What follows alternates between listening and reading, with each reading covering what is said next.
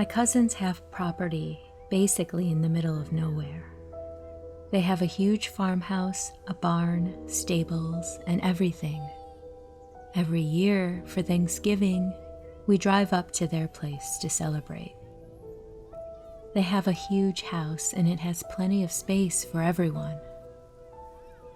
That year, it was strangely warm for November, like short sleeve weather, so the parents expected us to play outside.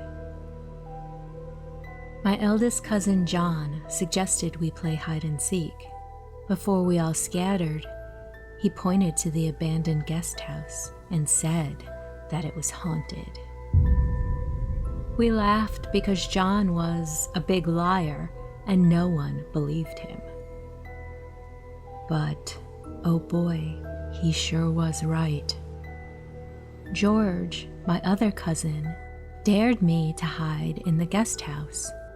I glanced over at the dark, paint-peeled house. I didn't want to seem like a baby, so, of course, I agreed. I creaked open the door and snuck in.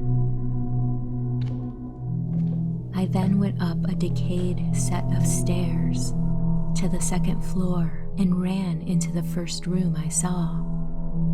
The floor was soft and wet, but the only thing on my mind was hide and seek. I hid in the closet and sat down. There was a black cloak hanging in the closet, and I hid behind that. I was hiding for about 15 minutes before I heard the door downstairs creak open. A little boy giggled. I thought maybe it was George, but then they started coming up the stairs. The footsteps stopped in front of my room. I froze, trying to stay still. But then a boy stepped into the closet. It wasn't George. He was pale and covered in blood, his eyes hollow sockets. He sat on the floor next to me, giggling for what seemed like an hour. I couldn't look at him. Then there was silence. I ran out of the closet and down the stairs. I ran inside to where my parents were, and everyone was frantically looking for me.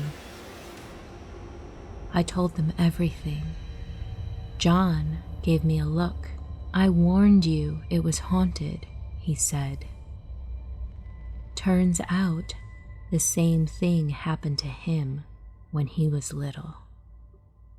I'll never forget that Thanksgiving.